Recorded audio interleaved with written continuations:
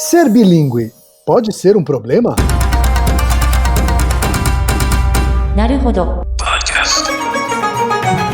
Bem-vindo ao Naruhodo, podcast para quem tem fome de aprender. Eu sou Ken Fujioka. Eu sou Altair de Souza.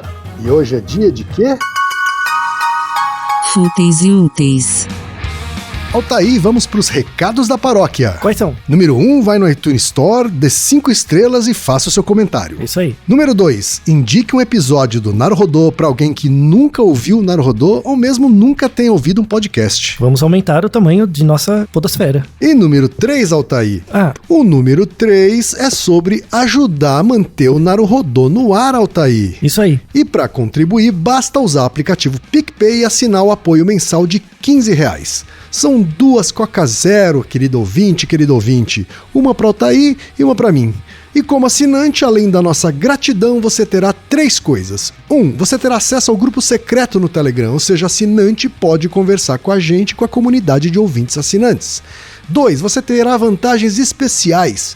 Por exemplo, assinante recebe os episódios no grupo secreto do Telegram antes de todo mundo. E 3, você receberá conteúdos exclusivos. Por exemplo, assinante recebe episódios que só são distribuídos no grupo secreto do Telegram. Então é isso, baixe o aplicativo PicPay e assine o apoio mensal. Com o PicPay você ainda vai poder pagar boleto, transferir dinheiro entre amigos, recarregar celular, sacar o saldo em qualquer banco 24 horas sem taxa. E olha só, no primeiro mês de apoio ao Naruhodo, você ainda tem um cashback de R$10. Isso mesmo, você assina e recebe R$10 de volta. Tá? Agradecemos desde já e participem, por favor. É isso aí. Antes da pauta, mais um recado. Naruhodo está abrindo espaço para os podcasts das Minas, porque representatividade é importante também na podosfera. O destaque de hoje vai para o podcast Se Fosse Fácil Era Exatas, comandado pela Jaqueline Laflufa, pela Marcela Rosa e pela Fabiola Newben. Ouça o recado que elas deixaram para você, ouvinte do Naruhodo, e conheça o podcast Se Fosse Fácil Era Exatas. Olá você, eu sou a Jaqueline Laflufa e estou aqui para falar para vocês rapidinho sobre o Se Fosse Fácil Era Exatas, um podcast que traz a teoria e mostra ou fala sobre a prática. Não estou sozinha nessa aventura audiofônica, vem comigo também outras mulheres incríveis. Eu sou Marcela Rosa, sou professora, sou escritora e a minha função nesse podcast é trazer um monte de teoria difícil e tentar gastar todas as metáforas e analogias que eu aprendi na vida para explicar para você. Eu sou a Biola Neuber, professora de redação, tô aqui para aprender bastante, estudar bastante para produzir conteúdo, porque sou muito curiosa, e para ajudar a mostrar que teoria não precisa ser chata, pedante ou restrita a uma pequena parcela da população. E eu sou Ana Paula Ambrosano, estudante de cinema, editora desse podcast e venho aprendendo demais junto com essas mulheres icônicas. Nos episódios do Se Fosse Fácil Era Exatas, trazemos debates e discussões, reflexões e indicações de leitura em papos que são animadores e ao mesmo tempo complicadinhos, porque aqui é sempre assim, afinal, se fosse fácil, era exatas. E chegamos ao momento Alura, querido ouvinte. Eu sei que nessa época de isolamento social a gente é bombardeado o tempo todo com lives, webinars, cursos, e embora o senso comum tente nos convencer de que estamos em home office, a verdade é que estamos sendo forçados a ficar em casa e tentando trabalhar em meio a uma pandemia. Então meu recado é, antes de mais nada, vá com calma e cuide de sua saúde mental. Dito isso, pode ser sim um bom momento para dar uma acelerada em sua carreira profissional. E é para quem estiver a fim de fazer isso que eu quero falar aqui da Alura, a maior plataforma de cursos online do Brasil. Tem mobile, programação, front-end, infraestrutura de tecnologia, design, user experience, marketing digital, data science, inovação, gestão, tem para todos os gostos. E a Alura não é só uma plataforma, ela é uma instituição de ensino, ou seja, ela garante a qualidade dos cursos que são produzidos por ela mesma. E funciona de um jeito muito simples. Você tem acesso a mais de 1000 cursos com uma única assinatura. Agora a vantagem, ouvinte Naruhodo tem desconto de R$100. Mas para ter esse desconto, precisa acessar a seguinte URL, anota aí, alura.com.br/promoção/Naruhodo. Repetindo, alura.com.br/promoção/Naruhodo. Altair, temos pergunta de um ouvinte, Altair. Uma pergunta que veio numa língua só, mas mostra um problema que é de várias línguas. Olha só, a pergunta veio, Altair. do Felipe Bayer, que tem 29 anos e é diretor de marketing de uma multinacional. Diretor de marketing multinacional, quer dizer, eu não quis dizer nem o que ele estudou, nem qual é a multinacional, hein? Pois é. E ele mora em Brasília, Distrito Federal. Aí. O Felipe diz o seguinte: eu estou muito intrigado com o comportamento do meu filho de 3 anos. Ele está desenvolvendo um idioma próprio, Altair.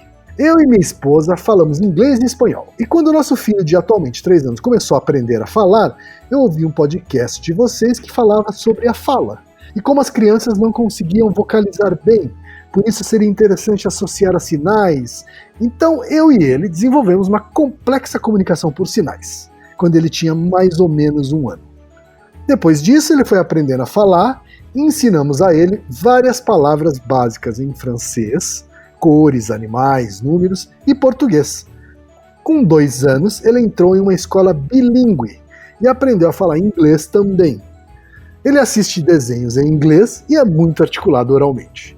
A partir daí, começou a complicar. Ele passou a misturar os idiomas e se confundir com a língua falada.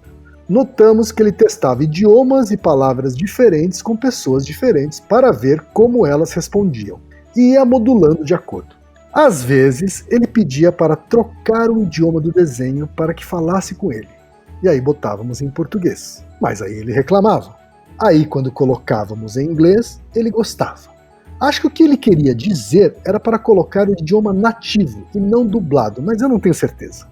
Mas a partir daí, ele passou a desenvolver um idioma próprio, a inventar palavras.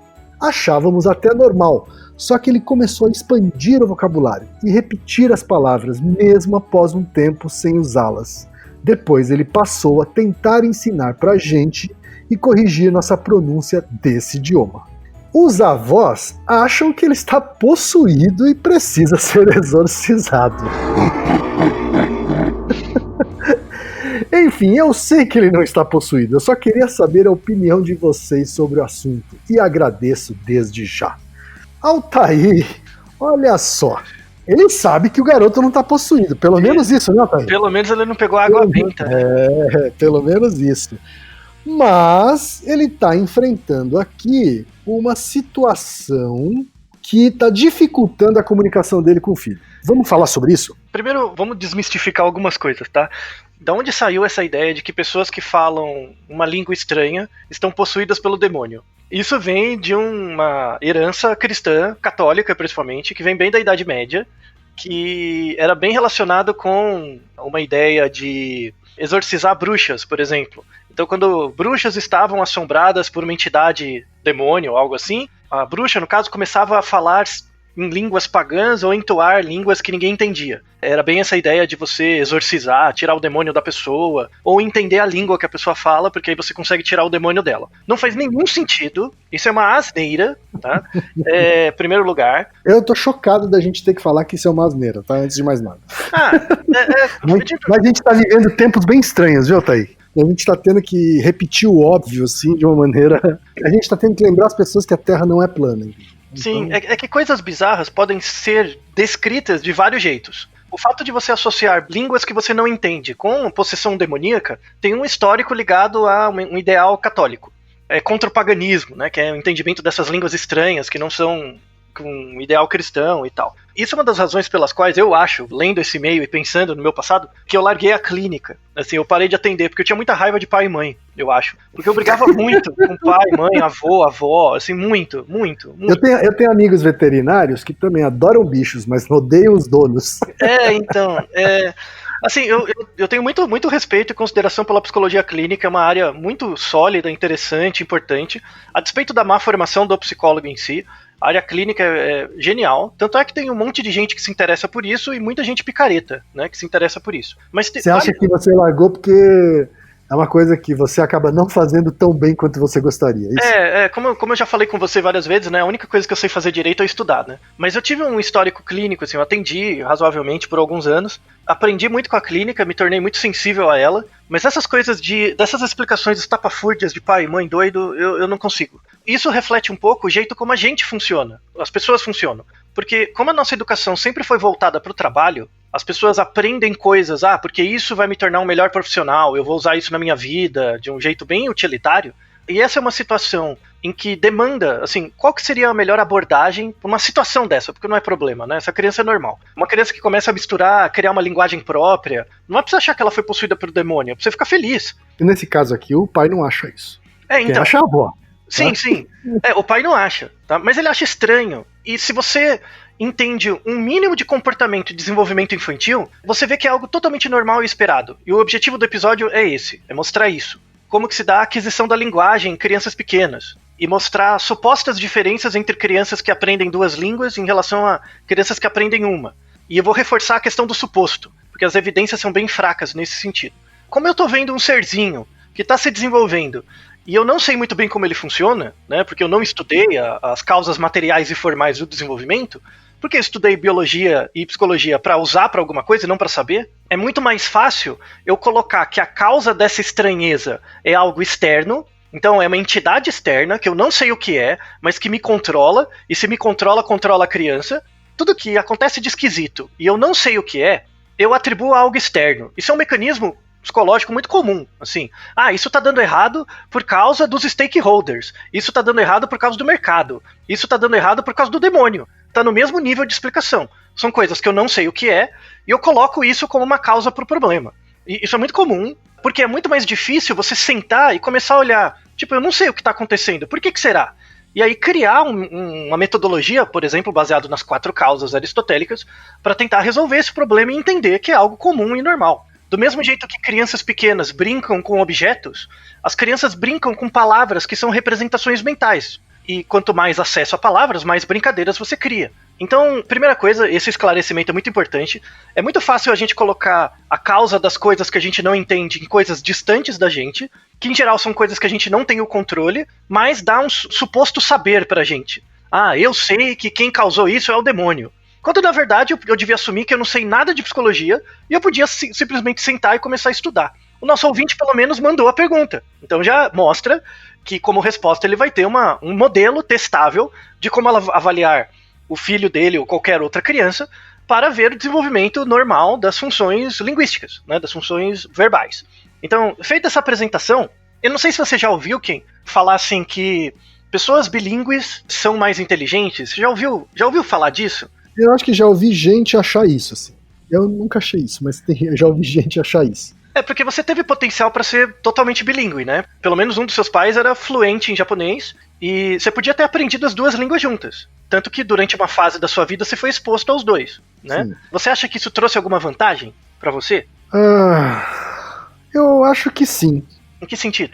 Em alguns sentidos. Acho que eu me acostumei a sons diferentes, né? Porque no meu caso a gente está falando de 2 idiomas bem distantes, né? Um de origem latina e o outro asiático, então deriva do chinês, né? O japonês deriva do chinês de alguma forma. Então a gente está falando de fonemas muito diferentes, sons muito diferentes, né? Então acho que aprendi a distinguir sons diferentes e até a produzir fonemas diferentes também em função disso. Essa é uma coisa, né? A segunda coisa é a própria estrutura da linguagem. Acho que você exercita estruturas diferentes de linguagem, né? Estruturas de formação de frase, de conjugação verbal, né? São também coisas completamente diferentes. Então, de você, de certa forma, está exercitando conhecimentos diferentes aí, está gerando estímulos diferentes, vamos dizer assim. Daí para dizer que a pessoa é mais inteligente, acho que tem um saldo. Muito bem. Então você já pegou um ponto importante. Mas, por exemplo, eu não sei se você ouvia isso dos seus pais ou parentes, enfim, quando você era mais novo, você inventava palavras? Você misturava palavras do japonês e do português, por exemplo? Sim. Que só fazia sentido naquele contexto. Na verdade, misturar palavras em português e japonês nas frases era meio que um padrão, assim, dentro de casa. Tá? Era meio que um padrão dentro de casa. Então, o que prevalecia era a estrutura da língua portuguesa e aí a gente colocava palavras em japonês no meio da frase. Tá? Então é como se a gente conjugasse o verbo em português, mas incluísse objetos em japonês, assim, sabe? Então era uma mistura bem louca, bem louca. A gente fazia isso naturalmente, assim, tá? E mas quando você ia pro colégio, depois isso te atrapalhava em alguma coisa? Não.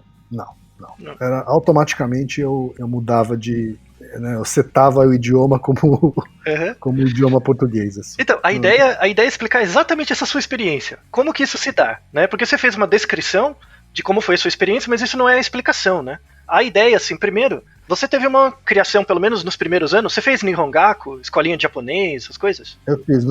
Em alguns anos, eu cheguei a fazer escolinha japonês e escola em brasileira, né? Então. Ao mesmo tempo. E como que foi isso na sua cabeça, né? A ideia é explicar isso, como que se dá esse nascimento, tá? Então, existem, vamos falar um pouco de desenvolvimento das causas materiais e formais do cérebro da criança, tá? Por exemplo, a gente sabe que crianças têm uma disposição que hoje a gente considera já... Tem um livro muito bom do Steven Pinker sobre isso, que chama Instinto da Linguagem. Para mim, o melhor livro do Steven Pinker é esse, porque ele é linguista de formação, né? Então ele realmente está falando da área dele, né? E ele fala, assim, do caráter inato, não da língua, mas da capacidade humana de ouvir sons, da variabilidade de sons. Então, conforme você vai ficando mais velho, não é que você deixa de ouvir sons, mas a sua capacidade do cérebro de ser reativo a alguns sons ficam mais salientes do que outros, tá? A analogia útil é assim, você pensar que a criança, o bebê, o humano, né? Eu vou falar de humanos, tá? Comunicação em animal é outro episódio, mas em humanos, o bebê do 0 até 1 ano, o objetivo do primeiro ano de vida do bebê é criar um filtro de sons. Ele desenvolver as funções mentais necessárias para ter um filtro dos sons. Até 1 ano. A partir de 1 ano, ele vai começar a aprender sons. E o que quer dizer aprender? Aprender é você ter um viés. É você priorizar alguns sons em relação a outros. Tá? Isso é aprendizagem. Tá bom? É útil. Mas me explica melhor essa coisa do filtrar o som. O que são os filtros? Vamos deixar vários artigos na descrição sobre isso, mas um artigo em especial é, por exemplo, se achava, né, no passado, por exemplo, aí é uma coisa bem do essencialismo, né, do inatismo que as pessoas tinham, que você pegar um bebê japonês, ele já nasce sem a capacidade de ouvir certos sons do inglês, por exemplo. Então, os bebês de certas culturas já nascem com um filtro pronto para a língua daquela região. Isso era uma coisa que se tinha há 40, 50 anos atrás. Hoje em dia a gente já vê que isso não é verdade. Então os bebês até 1 ano, eles conseguem ouvir todos os tipos de som vocal de todas as línguas. Então o bebê ele nasce com a capacidade de discriminar os sons de toda e qualquer língua. Só que no primeiro ano de vida ele vai desenvolver um filtro em função dos sons que ele ouve mais. Então tem um artigo muito legal que eles pegaram bebês de 4 meses, japoneses, que nasceram no Japão e nos Estados Unidos. Tá? E expunham eles a sons. Por exemplo, tem uma palavra em inglês que eu levei anos para discriminar o som, assim, adulto, né? Porque eu fui aprender inglês mais velho, que é sneakers e sneakers. Assim, Sneakers e sneakers. Sneakers e sneakers. O I é um pouquinho mais alongado numa palavra do que na outra. Então, sneakers, né? É um tipo de chocolate, é uma barra de chocolate, chama sneakers. E tem sneakers, que é um tipo de tênis. Tem um tênis que eles chamam de sneakers. Se você ouve alguém em inglês falando isso, é muito discreto, assim, você não consegue ouvir a diferença. Então eles pegavam palavras assim, do inglês e do japonês, e mostravam para bebês dos Estados Unidos e do Japão. Os bebês com 4 meses conseguem discriminar os 2 sons, independente da cultura. Aí depois pegaram esses mesmos bebês, quando eles tinham 1 ano e meio. Com 1 ano e meio, eles já não conseguiam discriminar mais. Então o cérebro deles maturava, primeiro, para coletar a maior quantidade de sons possíveis, e depois eles pegavam esses sons até 1 ano, criavam o filtro, e aí esse filtro dava uma primazia maior para alguns sons, que eram os sons da língua materna em relação a outros. Então esse artigo é bem paradigmático, assim, ele é muito bom, ele foi reproduzido depois e viu que era assim mesmo, que no primeiro ano de vida você é aberto a quaisquer sons, e a partir de 1 ano de vida você vai filtrando os sons em função do que é mais adaptativo para você, né? Porque o objetivo da criança até 1 ano de vida é sobreviver. O objetivo da criança a partir de 1 ano de vida é aprender, tá? Isso é bem interessante das teorias de desenvolvimento, tá? Porque até 1 ano, sobrevivência acima de tudo. Porque você é muito indefeso, né? Não dá pra exigir dela... Mas ela já aprende, né, Otávio? Então, acontece os dois, né? Sempre ela tá aprendendo. Só que no primeiro ano de vida ela tá desenvolvendo os filtros necessários para aprender, né? Sim. Que é o que Piaget chama de desenvolvimento sensório-motor. Então o ato motor vira o ato mental. Quando vira o ato mental, você aprende, né? Funções cognitivas mais desenvolvidas. E aí a linguagem é uma delas. Esse é um artigo. Agora imagina, por exemplo, uma criança em que o pai é brasileiro e a mãe é japonesa. Ou vice-versa, tá? E a mãe japonesa não fala português quase e o pai não fala japonês. Assim, é bem separado. E a criança ouve os dois. tá? Sim. Então você tem 3 grupos de crianças. Você tem as crianças monolíngua, que só aprendem uma. Você tem uma criança que é a bilíngue estrita ou bilíngue pura, que é aquela que desde o nascimento ela ouve as 2 línguas ao mesmo tempo, tá? E você tem uma outra que chama bilíngue serial, que ela aprende a primeira língua até os 3 anos e depois é introduzida a outra. Que talvez seja o caso do nosso ouvinte. Talvez seja um bilinguismo serial. É um pouco diferente. Então, vamos falar do bilinguismo puro primeiro. Esse raciocínio todo que a gente está falando, ele serve também para mais de 2 línguas. Serve. Então, assim, o desenvolvimento do cérebro, ele é um pouquinho diferente quando é uma língua e 2. 2 ou mais. Aí pode ser 3, 4, 5, é a mesma coisa. Então, quando eu tô falando bi, pode ser mais línguas, a partir de 2. A ideia é a mesma. Uma ideia é que, como no primeiro ano de vida a criança está desenvolvendo esse filtro vai ser criado num contexto de 2 línguas. Tá? Então é como se para a criança não fosse 2 línguas, é uma terceira. É uma terceira que é a soma das 2. Tem um experimento muito legal, usando EEG, eletroencefalografia, com bebês pequenos, que era, assim, eu não observava comportamentalmente se o bebê percebia, eu observava no cérebro dele, né, pela atividade neuronal da criança. Então eles pegaram 2 grupos de crianças com 6 meses de vida. Um grupo era monolíngua, né, só aprendia uma língua, e outro grupo era bilíngue, mas bilíngue estrito, desde o nascimento, ouvia as 2 línguas, tudo misturado. Quando elas tinham 6 meses, eles olhavam no EEG, eles faziam assim, eles colocavam nesse artigo ele pegou frases em inglês e frases em espanhol, eu acho, nesse artigo. Então eles colocavam assim, uma frase em espanhol e uma palavra no meio era em inglês. Tipo, dá uma quebra, né? Então, e aí eles colocaram um bebezinho para ouvir essa frase e no meio tinha uma quebra. Se, por exemplo, a língua materna da criança, a criança era monolíngua e a língua materna dela era espanhol, ela ouvia a frase em espanhol. Quando chegava nessa palavra em inglês, que era uma troca, tinha uma menor conectividade de 2 áreas do cérebro da criança. Então, o cérebro da criança ele é meio reativo a quando dava esses bugs, esses erros, sabe? Lembra muito um episódio que a gente gravou que era porque que muitas vezes nosso cérebro dá uma bugada. Sim. Era bem esse fenômeno da bugada, assim, né, do nosso cérebro. Então tinha um problema de conectividade da área. Então o cérebro estava de forma conectada ouvindo, o que era saliente, de repente aparecia uma frase estranha e ele dava uma bugadinha. Isso acontecia com as crianças que eram monolíngua, né, que só tinha uma língua. Então a criança que nasceu no ambiente em espanhol, quando aparecia a frase, a palavra em inglês, ela travava, e a criança que aprendia só em inglês, quando aparecia a palavra em espanhol, ela dava uma travada.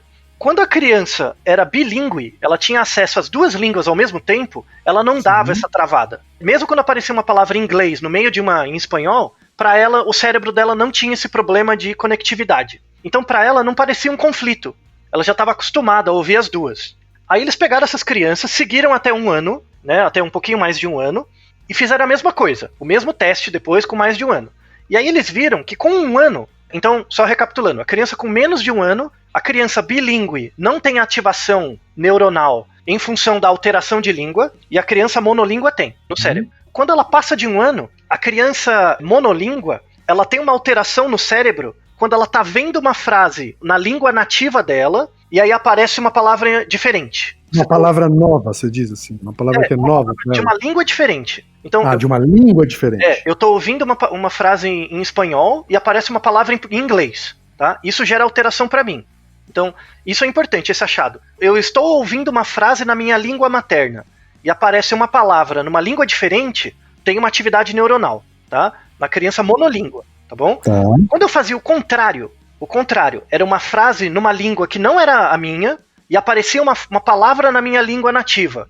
Isso não dava alteração neuronal, tudo bem? Entendi. Então a criança só... Quando a gente está falando alteração neuronal, a gente está falando exatamente de quê? Alteração da atividade elétrica do cérebro naquele momento. Atividade elétrica. Então a gente está falando de uma mudança detectada no eletroencefalograma. Isso, só naquele momento. Só naquele momento. Então mostra uma disrupção, sabe? Tá, então a primeira vez que uma criança que é nativa em português ouve uma frase do tipo money que é bom, nós não have. Isso. Mas pensa que é uma vai dar o eletroencefalograma vai dar uma alterada, é isso? Dá uma alteradinha, porque aí mostra que a criança foi saliente, foi sensível à mudança. tem uma parte ali que ela não entendeu. Então, tipo, hoje eu fui pra minha house, aparece isso. Quando a minha língua é nativa e eu ouço uma palavra estranha, dá um pau. Quando eu tô ouvindo uma frase que não é na minha língua nativa e tem uma palavra, tipo, uma palavra na minha língua nativa, eu não percebo, tá? Tá. Sabe quando você vê um padrão com um monte de formas e de repente tem uma forminha alterada no meio que você não repara? É meio que isso, vira um ruído branco, tá? Certo. A criança bilíngue, ela dá bug nos dois lados. Então, para ela buga quando ela ouve na língua numa língua e tem uma troca, e quando ela ouve na outra língua e tem uma troca, ela dá bug nos dois lados. Entendi. Tá? Então, mostra que o filtro da criança monolíngua, ela se desenvolve, e quando se desenvolve só num sentido, que é no sentido da minha língua nativa para outra. De fato, a gente está falando, então, de uma estimulação mais complexa. No caso de uma criança bilíngue. É uma estimulação mais flexível, não necessariamente mais complexa. Isso aqui é tudo causa material e formal, né? É como que o cérebro constrói. Será que isso vai ter impacto no desempenho depois? Porque uma coisa é eu olhar seu cérebro se ele fica diferente. Outra coisa é eu ver se isso tem a ver com ir melhor numa prova, com, sei lá, resolver melhor um problema. Então, do ponto de vista material e formal, de fato, você ser exposto a 2 línguas ou mais e ser exposto a uma, a maneira como o seu cérebro cria o filtro da língua e dos sons é um pouco diferente. Então essa é a primeira parte. E será que isso garante uma vantagem cognitiva comportamental depois? Aí é outra parte. Aí é a causa eficiente. E aí o que a gente vê é que não.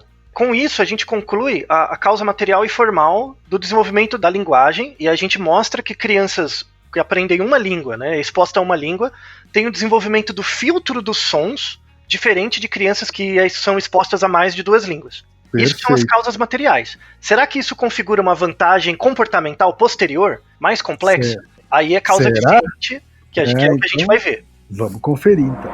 Altair, então, falamos das causas material e formal. Vamos agora para a causa eficiente. Isso. Então, qual o impacto dessa pequena diferença na formação desse filtro linguístico no futuro, né, do desempenho comportamental da criança? Então, vamos começar na causa eficiente com um artigo da Science, que é 2015, se não me falha a memória, que é um artigo curtinho, que ele mostra que crianças bilíngues aprendem regras um pouco diferente das crianças monolíngues, né, que só foram expostas a uma língua.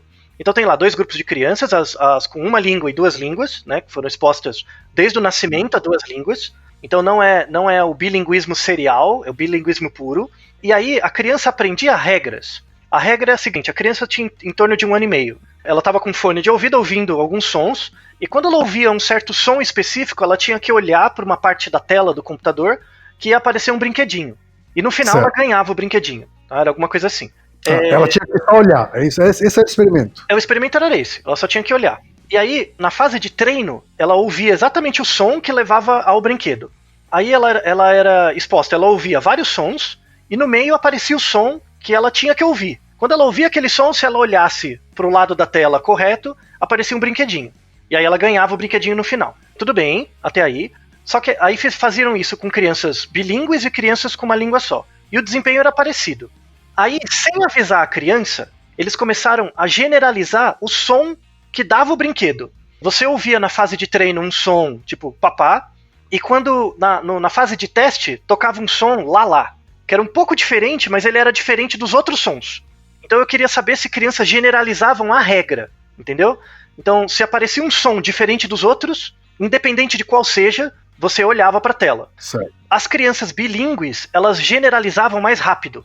Elas percebiam mais rápido que a regra valia para outros sons do que as crianças monolínguas. Tá, então temos aí uma vantagem. Então, e de novo, é uma vantagem que está no limite da causa formal com eficiente. Porque no fundo é só discriminar sons. Entre você discriminar sons e entrar numa faculdade melhor, é um salto enorme. Tá? Claro. Então, tem que tomar cuidado com isso, porque tem um monte de neurolinguista que fica usando isso como evidência para ensinar 10 línguas para criança é muito melhor, porque ela vai entrar em Harvard. Não é assim, tá? Sim, então o limite da causa formal para eficiente. Aí a coisa foi avançando. E aí, assim, esse artigo ele é de 2014, mas desde os anos 2000 começou a surgir vários estudos falando que bilinguismo é bom para o desenvolvimento cognitivo. Foi a partir daí, então. Na verdade, esse estudo ele traz uma tradição antes dele. Existe uma tradição que veio desde os anos 90 de dizer que ser bilíngue é melhor, ser bilíngue é bom, mas muda o seu cérebro, sabe? É uma assertiva muito mais forte.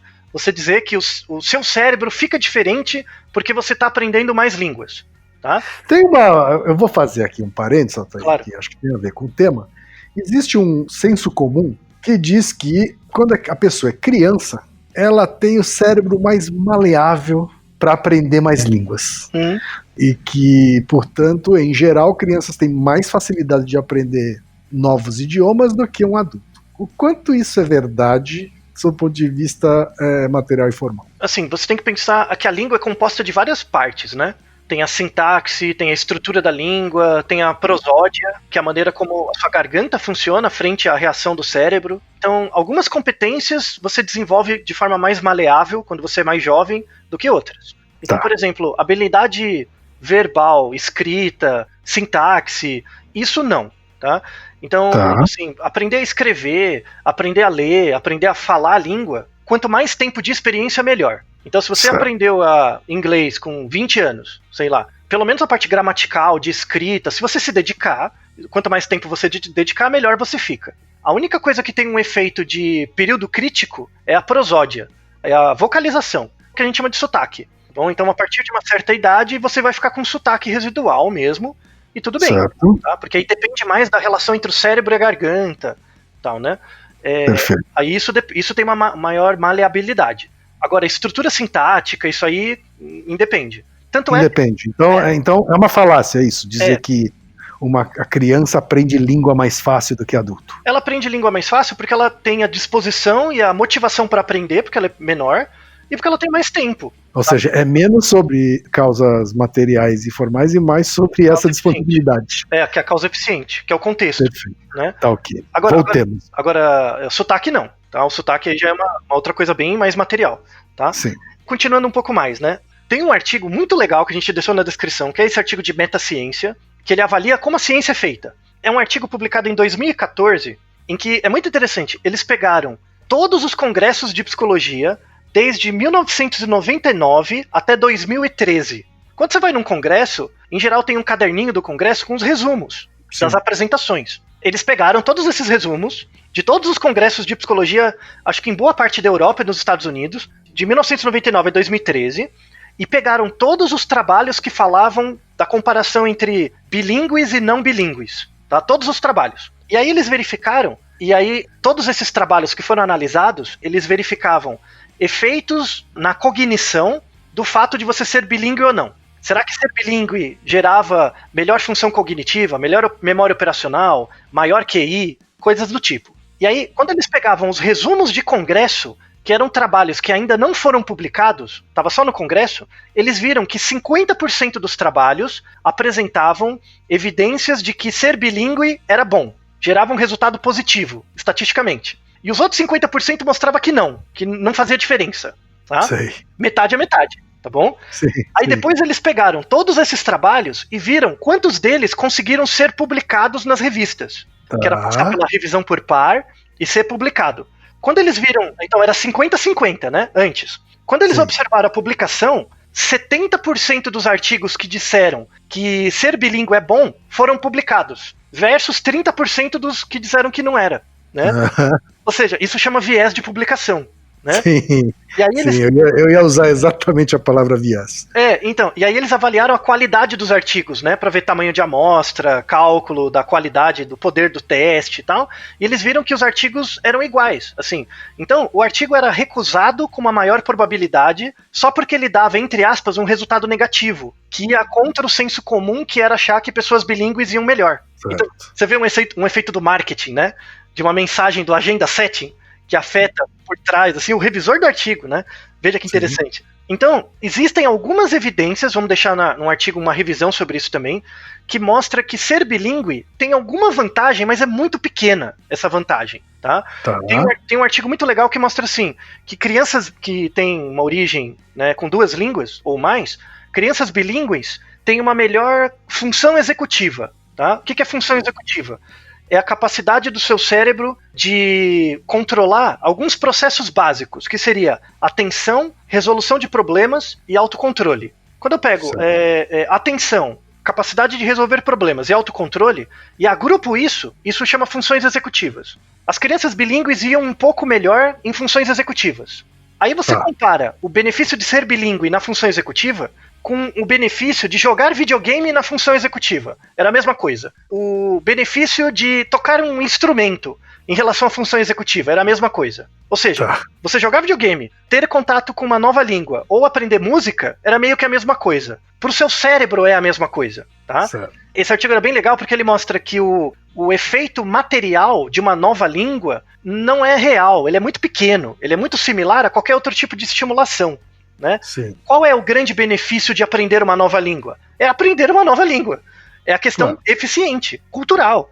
Você ir num lugar diferente, por exemplo, você vai pro Japão sabendo japonês, é outra história. Você tem uma interação cultural muito maior, né? Esse é o grande benefício. É meio ruim você colocar esse benefício do bilinguismo como algo que modifica o seu cérebro e tal. Como um benefício em si mesmo, né? Assim. Isso, você tem um benefício eficiente para sua vida. Você tem mais acesso a coisas, você conhece mais pessoas, né? Você tem um entendimento das palavras melhor. Existem palavras, por exemplo, em japonês que não tem em português e vice-versa. Você tem uma autopercepção melhor quando você aprende mais de uma língua.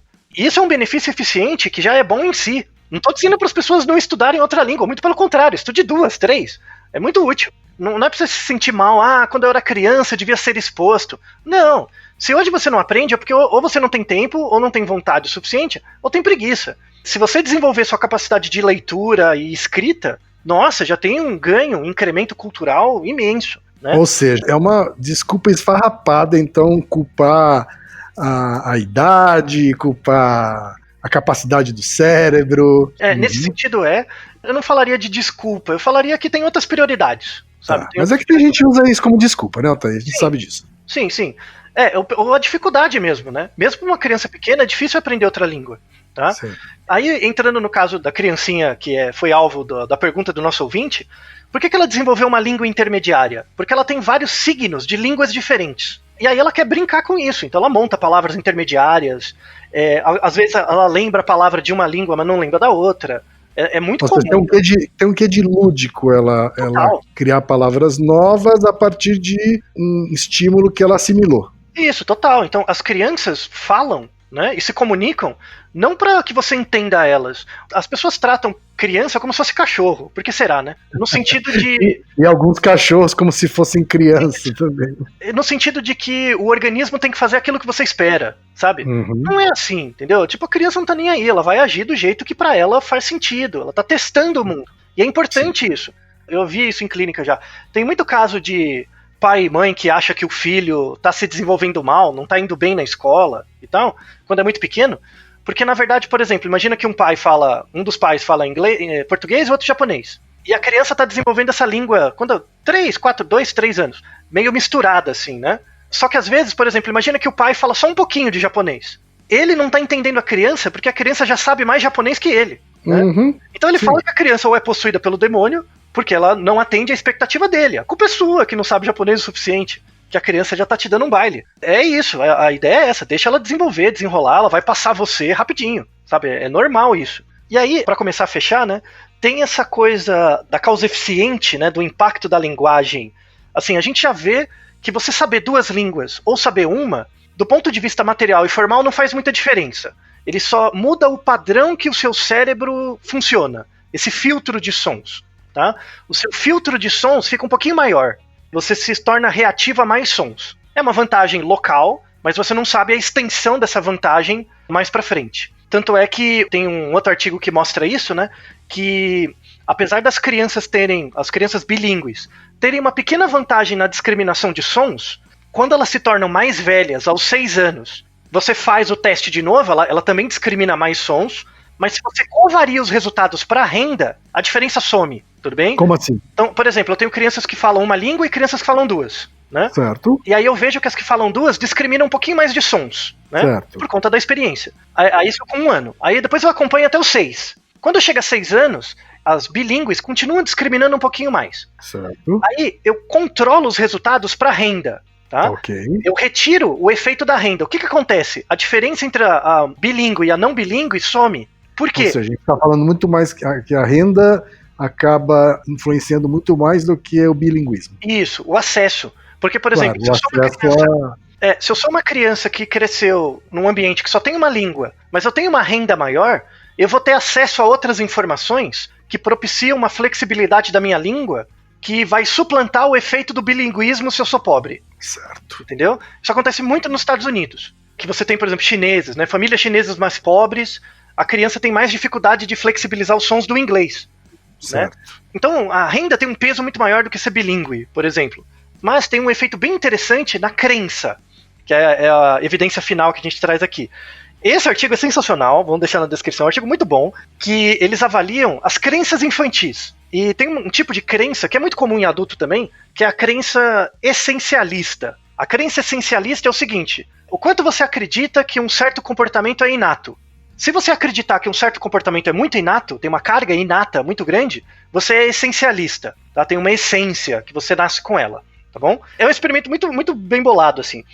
Eles pegaram crianças de 5 a 6 anos, né, um grupo de crianças de 5 a 6 anos, de 3 grupos. Pegaram as crianças que só é falado uma língua em casa, a criança que é bilíngue puro, né, que desde o nascimento teve contato com 2 línguas, e a criança que é bilíngue sequencial, que ela nasceu com uma língua e a partir dos 3 anos ela entrou em contato com outra, tá? Só com 3 anos. Quando você pega crianças, e aí você pergunta para a criança o seguinte: você acha que a língua, o que a gente fala, é inato? As pessoas nascem com a capacidade inata para falar? Fizeram perguntas para criança de 5 anos.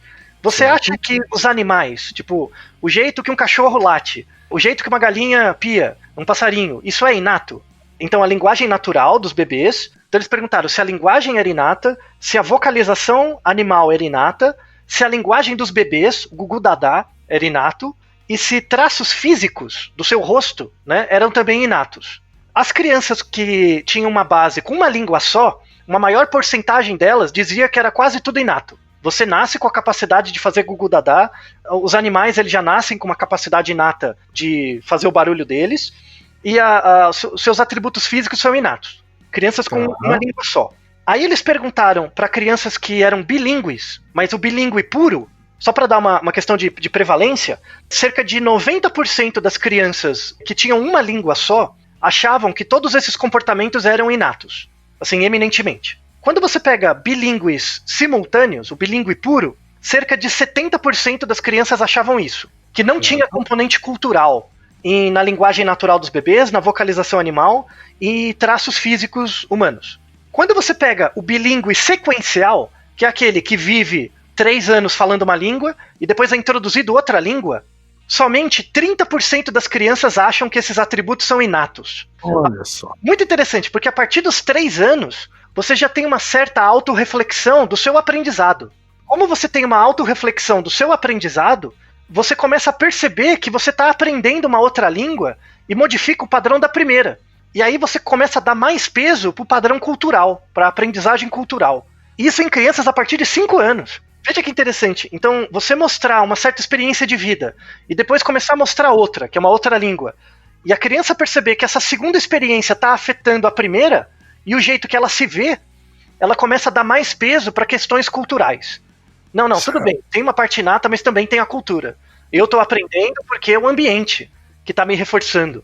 Eu achei genial você começar a ver isso em crianças tão pequenas. Né? Pois é. Você vê que essa autopercepção, assim, né? Então, muita gente acha, não, o ideal é você já nascer com 2 línguas. Não necessariamente. Às vezes você esperar até uns 3 anos e começar a introduzir uma nova língua, dá uma autopercepção para a criança que ela vai valorizar muito mais. Não é Eu acho que é um paradigma que foi criado exatamente naqueles anos 90, né? Onde existia essa forçação de barra, né, de fazer as crianças aprenderem um monte de língua quando era, né, ainda pequenas e tal. Sim, é uma herança disso ainda. Que a gente chama de influência acumulativa. Quanto mais você souber, é a época da Barça, sabe? Aquela da enciclopédia, de programa de TV, a sua capacidade quando ainda também se acreditava que aprender era decorar, né? Isso. Que não tinha computador, né? Então era um pouco também, né? Quanto mais conhecimento você guardava na cabeça, melhor. Então, quanto mais capacidade de memorizar as coisas, né? Isso. Então hoje o mundo é bem diferente, assim. Você aprende muito mais. Hoje importa muito menos o que você aprende, mas como. Como você consegue pegar bases epistemológicas de áreas diferentes e combinar. Que é meio que o objetivo do Naruhodo, né? É essa a ideia, né? É mostrar, assim, que no fundo, se você tem uma criança que é exposta a 2 línguas desde o nascimento, ótimo. Só que mais pra frente, você vai ter que mostrar a vantagem disso. Isso é um exemplo que acontece muito na colônia japonesa, por exemplo. Você olha hoje com os olhos de adulto, você vê, nossa, é muito legal uma criancinha aprender português e japonês. Pela questão cultural, né? Você vai aprender muitas coisas. Só que a criança não vê isso como algo motivador. Tem muito adulto, por exemplo, que é imigrante japonês e tal, né, no Brasil, o descendente, que olha e fala, poxa, se na minha infância eu estudasse o meu Nihongaku, eu ia ter muitas vantagens. Só que você não foi estimulado antes, né? Então, às vezes você... E também significa que ainda é uma oportunidade para aprender. Muito bem.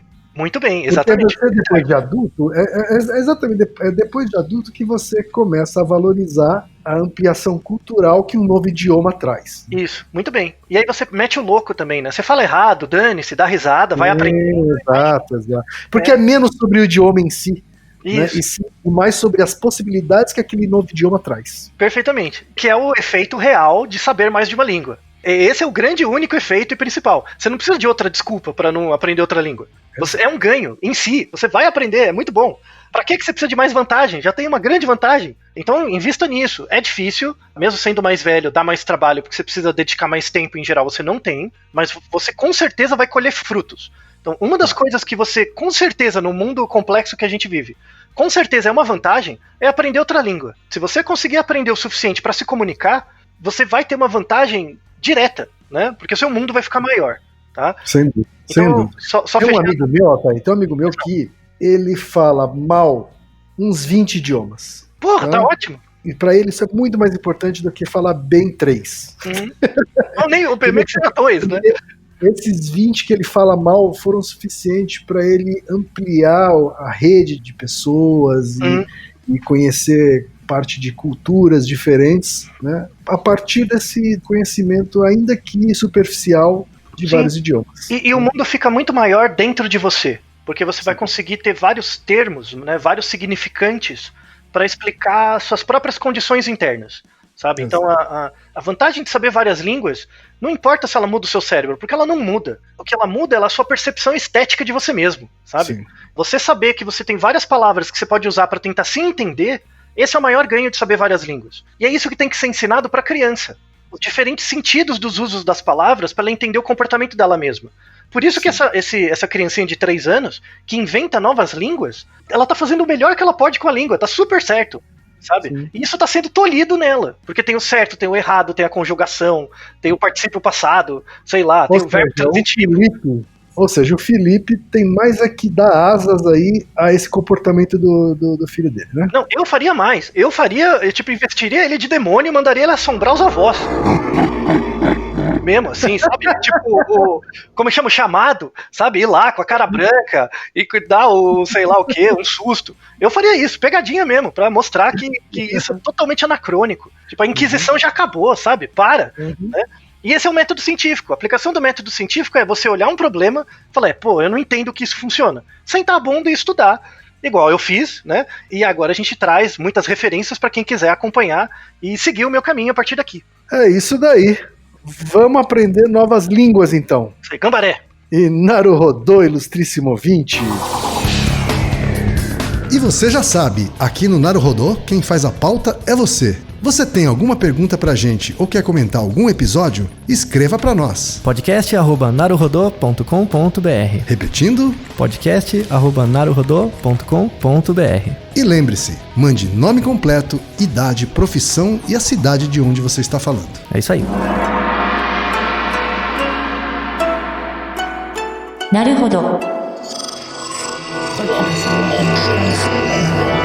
Esse podcast é apresentado por b9.com.br.